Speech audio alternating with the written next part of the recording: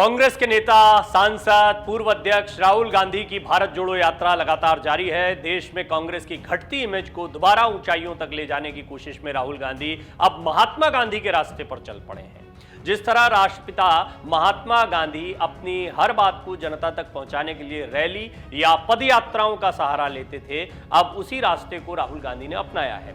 भारत जोड़ो यात्रा से राहुल गांधी और पार्टी दोनों को बहुत फायदा हुआ है। एक सर्वे हुआ जो सी वोटर ने किया है। अमर उजाला ने अपने तमाम पोल्स में भी जनता की राय जानी है और सी वोटर का क्या सर्वे आया वो भी हम आपको बताएंगे।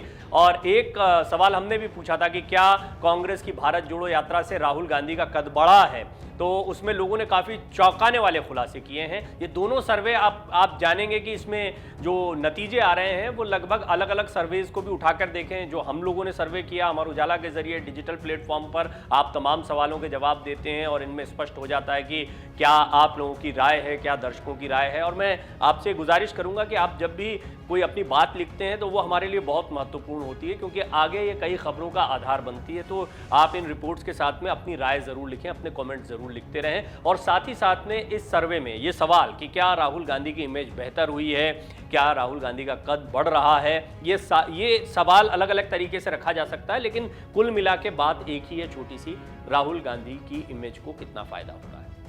लोगों का कहना है कि भारत जोड़ो यात्रा से राहुल गांधी का कद बढ़ा है, राहुल गांधी की लोकप्रियता में इजाफा हुआ है। वहीं यात्रा को लेकर कांग्रेस के हौसले बुलंद हैं और उसके सांसद और पूर्व अध्यक्ष राहुल गांधी की भारत जोड़ो यात्रा ने भाजपा के नेताओं, प्रवक्ताओं और मंत्रियों की नींद उड़ा दी है। हमने इसको लेकर कई नेताओं से बात की, कई प्रवक्ताओं से बातचीत की और अमर उजाला ने जब इनसे बातचीत की तो कांग्रेस की तरफ से जमकर भाजपा पर निशाना साधा गया है। भारत जोड़ो यात्रा से पार्टी को जबरदस्त रिस्पांस मिल रहा है, ये कांग्रेस के प्रवक्ताओं का कहना है। उन्होंने ये भी कहा कि अब जरा भाजपा नेताओं से कहिए कि वो राहुल गांधी को जोर से पप्पू कहें। कांग्रेस के प्रवक्ता कह रहे हैं कि राहुल गांधी ने महात्मा गांधी के रास्ते पर चलकर 150 दिन की 3500 किलोमीटर की यात्रा शुरू की है। अभी तो 14वां दिन ही शुरू हुआ है और सोशल मीडिया से लेकर जनता के रुझान को देखकर इसकी कामयाबी का अंदाजा लगाया जा सकता है। भाजपा के केंद्रीय मंत्री का कहना है कि राहुल गांधी राजनीतिक पर्यटन पर हैं। जब चुनाव आएगा तो जनता कांग्रेस को पहले की तरह नकार देगी। भाजपा के द्वारा किए गए तंज पर भी कांग्रेस के प्रवक्ताओं ने जवाब दिया। उनका कहना है कि हमें ज्यादा नहीं बोलना है, अब जनता का हुजूम खुद सब कह रहा है। बाबा रामदेव की भाषा भी बदलने लगी है। राहुल गांधी ने जब यात्रा की शुरुआत की थी तो उस समय भाजपा के नेताओं, मंत्रियों ने इसको बदनाम करने और राहुल गांधी की छवि को बिगाड़ने की खूब कोशिश की, ये कांग्रेस के प्रवक्ताओं का कहना है। सच झूठ सब बोला गया, लेकिन जनता के बीच में कुछ भी नहीं चल पा रहा है। सोशल मीडिया पर एक्टिव रहने वाले कांग्रेस के प्रवक्ता रोहन गुप्ता कहते हैं कि एक के बाद एक प्रयास फेल होने के बाद भाजपा के नेताओं ने निराशा दिखाई है और उनको निराशा उनकी बढ़ने लगी है। रोहन गुप्ता के अनुसार राहुल गांधी के पीछे जनता के कनेक्ट होने का सबसे बड़ा कारण लोगों में भाजपा की केंद्र और राज्य सरकारों में बढ़ रही निराशा है। भाजपा की सरकारों ने रोजगार, महंगाई, रसोई गैस की कीमत जैसे जनता से जुड़े तमाम मामलों में आखिर किया ही क्या है। महंगाई तो पहले से कहीं ज्यादा बढ़ गई है, लोगों का जीना मुश्किल हो गया है। लंबे समय से सरकारी नौकरी पर ग्रहण लगा हुआ है। केंद्र सरकार को बताना चाहिए कि उसने मानव सूचकांक में क्या 5 बड़े काम किए हैं। इसके समानांतर राहुल गांधी भारत जोड़ो यात्रा के दौरान लगातार लोगों से मिल रहे हैं, उनकी परेशानी समझ रहे हैं। उनकी यात्रा में कोई वीआईपी कल्चर नहीं है, कोई भी मिल सकता है। महात्मा गांधी के बाद इतनी लंबी यात्रा शुरू करने वाले वो पहले व्यक्ति हैं। इससे भाजपा और संघ ने उनकी छवि को लेकर जो नकारात्मकता फैलाई थी वो खत्म हो रही है।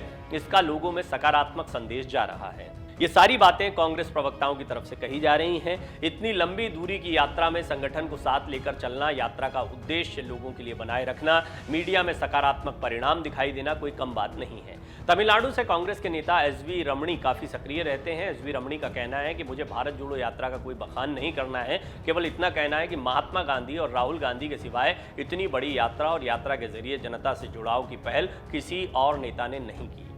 वो अमर उजाला से बातचीत में कहते हैं कि आप बस भाजपा के नेताओं और केंद्रीय मंत्री स्मृति ईरानी, निर्मला सीतारमण से एक सवाल पूछ लीजिए। ये सब राहुल गांधी की यात्रा शुरू होने पर तमाम सवाल खड़ा कर रहे थे, अब आखिर सब के सब अचानक चुप क्यों हो गए हैं? इन्हें कुछ तो बताना चाहिए।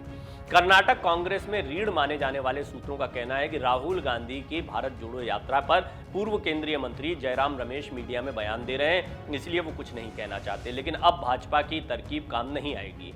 रोहन गुप्ता का कहना है कि कांग्रेस के नेता इतने मुगालते में नहीं रहना चाहते। उनके मुताबिक भाजपा के नेता राहुल गांधी की छवि को खराब करने की कोशिशें जारी रखेंगे। वो कहते हैं कि प्रधानमंत्री मोदी के सत्ता में आने के पहले चरण में संघ और भाजपा ने कांग्रेस नेता की छवि को खराब करने का प्रयास किया था। इसके बाद उन्होंने कांग्रेस पार्टी को तोड़ने, राज्य सरकारों को गिराने में भी पूरा जोर लगा दिया। कांग्रेस के नेताओं को भाजपा ज्वाइन कराने का अभियान अभी चल रहा है। बी टीम, सी टीम का नाटक खूब चला। इसके बाद केंद्र सरकार के नेताओं के इशारे पर सीबीआई, ईडी और अन्य एजेंसियों को कांग्रेस और विपक्षी दलों के नेताओं को लगा दिया गया। अब देखना है कि आगे सत्ता पक्ष कौन सा रुख अपनाता है। रोहन कहते हैं कि भाजपा का संतुष्टि काल आ गया है। जनता को इनकी भाषा समझ में आ गई है। जनता को रोजगार चाहिए, महंगाई से राहत चाहिए। केंद्र सरकार के पास जनता की समस्याओं का कोई समाधान नहीं है। भाजपा की सरकारें और उसके नेता केवल हिंदू मुसलमान मंदिर मस्जिद में लगे रहते हैं। देश इससे तो आगे नहीं बढ़ पाएगा। ये कांग्रेस के आरोप हैं। कांग्रेस अपनी तरीके से कई राजनीतिक बयान देगी, लेकिन महत्वपूर्ण बात यह है कि सचमुच में बीजेपी में आप एक मौन देख रहे हैं। शुरुआत में जैसे ही यात्रा शुरू हुई, चाहे वो लीटर में आटे की बात हो, टी शर्ट का विवाद हो, ऐसे कई प्रयास किए गए और शुरुआत में ही राहुल गांधी की यात्रा को डिफ्यूज करने की या उनकी इमेज पर एक डेंट लगाने का प्रयास किया गया, लेकिन इस बार ये दांव चला नहीं है।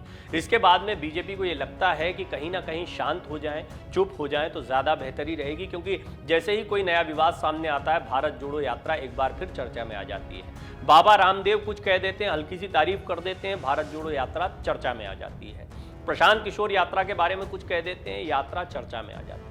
यात्रा का चर्चा में आना कांग्रेस की बड़ी कामयाबी है। राहुल गांधी को एक बड़ा मौका दे देती है तो वहीं बीजेपी को बैकफुट पर जाना पड़ता है। लिहाजा बीजेपी अब कोशिश कर रही है कि वो भारत जोड़ो यात्रा पर संभल कर बातें कहे। आप देख रहे हैं कि सोशल मीडिया पर भी अब उस तरीके से बयानों का फ्लो नहीं आ रहा है जैसे यात्रा के शुरुआत में आ रहा था। यानी कुल मिलाकर बीजेपी की आईटी सेल हो, बड़े नेता हो, इन सभी को हिदायत दी गई है कि भारत जोड़ो यात्रा पर कुछ ऐसा नहीं करना है जिससे कि बातें उल्टी पड़ जाएं या भारी पड़ जाएं। उदाहरण के लिए स्मृति ईरानी कह देती हैं कि स्वामी विवेकानंद को भूल गए, जबकि कन्याकुमारी से यात्रा की शुरुआत कर रहे हैं, लेकिन बात उल्टी पड़ गई। कांग्रेस को तुरंत मौका मिल गया कि वो स्वामी विवेकानंद के सामने झुकते हुए राहुल गांधी की तस्वीर और वीडियो को पोस्ट कर दें। देखते ही देखते वीडियो वायरल हो गया।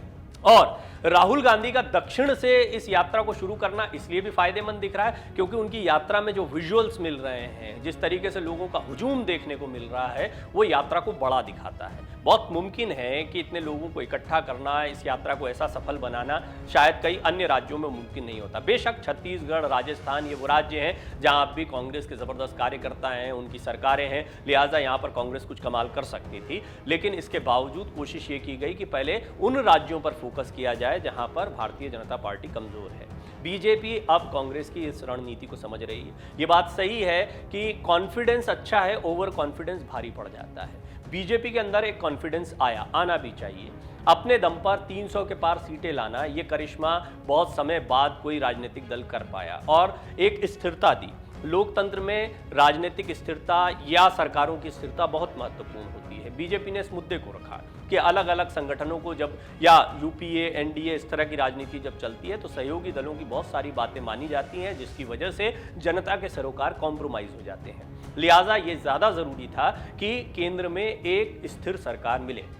जनता ने 2 बार सरकार को चुनकर भेजा है, 2014, 2019। दोनों ही बार प्रधानमंत्री मोदी की लोकप्रियता चरम पर देखने को मिली और 2014 के बाद 2019 में ज्यादा मजबूत। यही वो दौर था जब राहुल गांधी थोड़े से निराश हो गए। दरअसल राहुल गांधी को ऐसा लग रहा था कि अब एंटी इनकम्बेंसी या फिर 5 सालों के कार्यकाल के बाद और बहुत सारे मुद्दे थे जो कांग्रेस ने बीजेपी के खिलाफ उठाए थे, उनके बाद में शायद उन्हें थोड़ी सफलता मिलेगी। लेकिन पहले से भी ज्यादा कमजोर प्रदर्शन कांग्रेस का इस ओर इशारा करता था कि जनता ने राहुल गांधी को स्वीकार नहीं किया। लेकिन अब हालात बदलते जा रहे हैं। अब एंटी इनकम्बेंसी ज्यादा बढ़ेगी। आगामी दिनों में कई जगहों पर विधानसभा चुनाव है, लिहाजा कांग्रेस एक के बाद एक स्ट्रैटेजिकली अलग अलग राज्यों पर फोकस कर रही है। दक्षिण से यात्रा की शुरुआत की गई है, उत्तर भारत में भी निश्चित तौर पर यह यात्रा आएगी और इस सब के बीच में बीजेपी की सबसे बड़ी रणनीति अब ये देखने को मिल रही है, जो बीजेपी को बैकफुट पर धकेलती दिखाई देती है। चुप रहो, मौन रहो। इस यात्रा पर जितना बोलोगे उतनी परेशानियां बढ़ेंगी, यात्रा को उतनी ज्यादा चर्चाएं मिलेंगी। लिहाजा ऐसा लगता है कि बीजेपी नेताओं और सोशल मीडिया टीम को मौन रखने के लिए कहा गया है। इस यात्रा पर कोई कमेंट नहीं करने के लिए कहा गया है। डाउनलोड करें अमर उजाला ऐप और पाएं खबरें लगातार। अगर आप ये वीडियो YouTube पर देख रहे हैं तो हमारे चैनल को सब्सक्राइब करें और बेल आइकन को दबाना ना भूलें। अगर आप Facebook पर ये वीडियो देख रहे हैं तो हमारे पेज को लाइक करें।